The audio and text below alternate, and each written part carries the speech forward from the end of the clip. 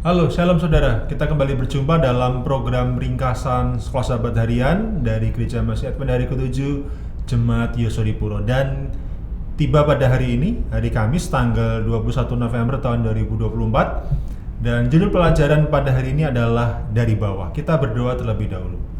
Bapa di surga, saat kami akan mempelajari firman-Mu, biarlah Roh Kudus yang mengajar kami, membimbing kami, menuntun kami, dan bahkan menginsafkan kami. Terima kasih, di dalam nama Tuhan Yesus kami berdoa dan mengucap syukur. Amin.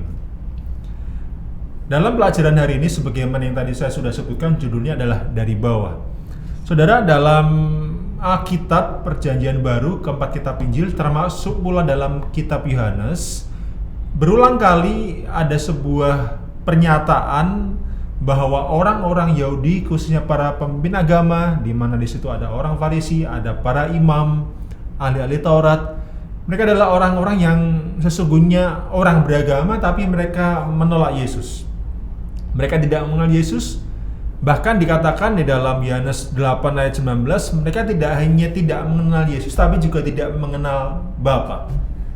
Apakah sebabnya, saudara? Karena kalau orang-orang Yahudi khususnya adalah para pemimpin agama, orang-orang yang agamis, orang-orang yang pastinya akrab dengan perkara-perkara rohani.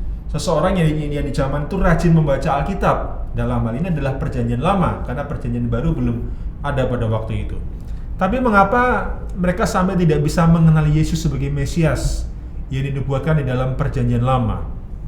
Ada beberapa alasan. Yang pertama adalah kalau kita baca dalam Yohanes 5 ayat 39 dan ayat yang ke-40, Yesus mengatakan kepada mereka bahwa mereka menyelidiki kitab suci, dan meskipun kitab suci itu berbicara tentang Yesus, dalam hal ini adalah Perjanjian Lama berbicara tentang Yesus, namun orang-orang itu tidak mau datang kepada Yesus. Nah, ini jadi catatan buat kita. Saat kita mempelajari firman Tuhan, pastikan kita menemukan Yesus di dalam pembelajaran kita. Dan saat kita menemukan Yesus, datanglah kepada Dia. Mari kita mengenal Dia. Tidak hanya sekedar tahu. Kalau kita sekedar tahu, kita sebagai orang Kristen sangatlah paham. Dalam Alkitab ada Yesus yang mati untuk kita. Tapi mengenal artinya lebih dari sekedar tahu. Dan alasan kenapa orang-orang itu meskipun mempelajari Alkitab namun tidak datang kepada Yesus, tidak mau mengenal Yesus, karena mereka terperangkap dalam tradisi dan filosofi mereka sendiri. Terlebih ketika Yesus datang mengaku sebagai Mesias, tapi dengan misi yang berbeda dengan pemahaman mereka mengenai Mesias. Apalagi dia lahir dari seorang keluarga miskin, saudara. Sementara dalam pemahaman orang-orang Yahudi, Mesias yang datang adalah raja, yang nantinya mendirikan kerajaan seperti dengan di zaman Daud.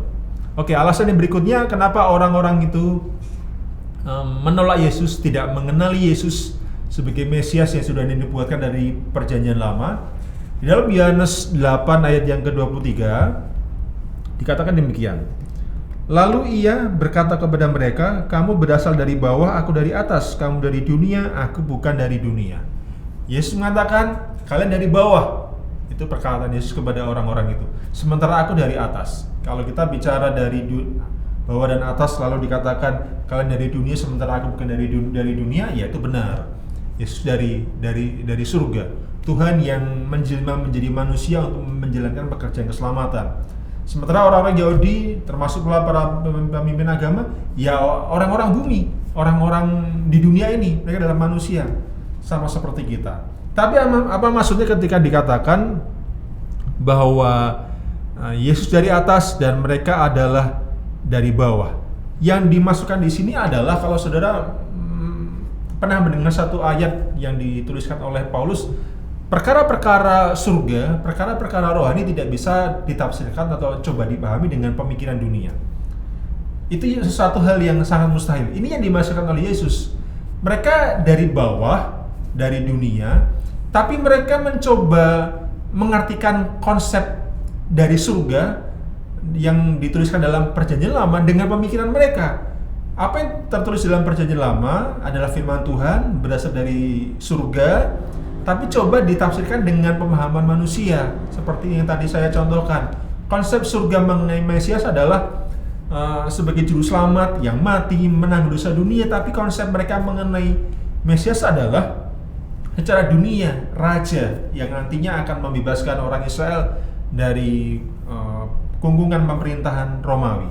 Sehingga Yesus mengatakan, kamu dari bawah, mencoba memahami Tuhan tapi dengan pengertian dunia, dan itu yang membuat mereka tidak berhasil. Dan ini ironi, karena orang-orang Yahudi, khususnya para pemimpin agama yang paling getol menolak Kristus adalah orang-orang yang agamis dengan jubah-jubah agama, lalu khususnya para ahli Taurat yang orang katanya kalau seandainya Alkitab waktu itu yang dalam bentuk gulungan ditusuk, mereka akan tahu seberapa dalam jarum itu masuk ke dalam gulungan kitab. Mereka akan bisa menebak ini kira-kira di kitab apa, di pasal berapa, dan di ayat yang keberapa.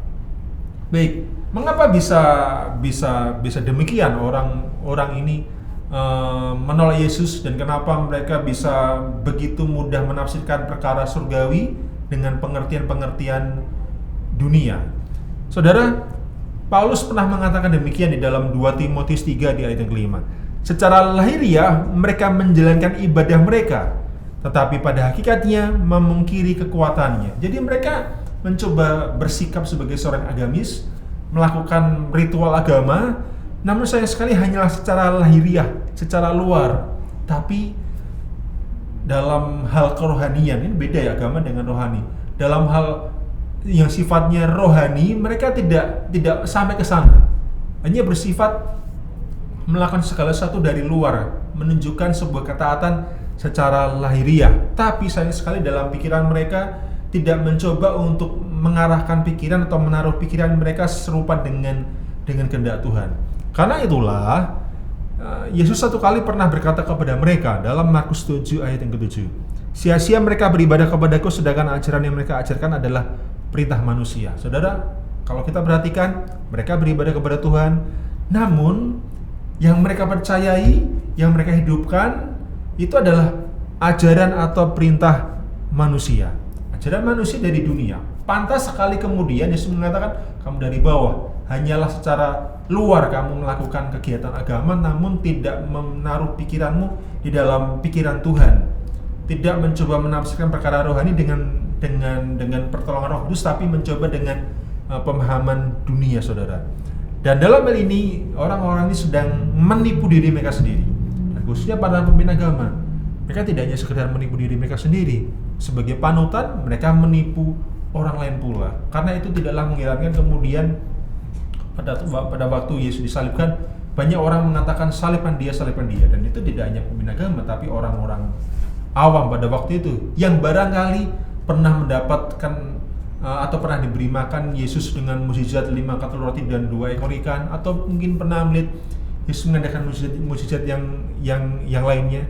Tapi ketika akhirnya Yesus tidaklah menjadi Mesias seperti konsep mereka memuji Yesus, mengatakan salibkan dia. Dan tentunya sedikit banyaknya oleh karena pengaruh daripada pemimpin agama mereka, orang-orang Yahudi. Saudara, ini sesuatu yang perlu untuk kita antisipasi, sesuatu yang perlu untuk kita hindari, baik untuk kita maupun saudara-saudara seiman kita di dalam gereja. Kita perlu untuk saling mengingatkan agar jangan sampai kita melakukan kegiatan keagamaan kita tapi berdasarkan pikiran dunia, tampaknya kita rajin ke gereja, dan itu hal yang perlu dan penting. Karena dalam Ibrani 10 ayat ke-25 dikatakan, janganlah jauhkan dirimu dari pertemuan ibadah.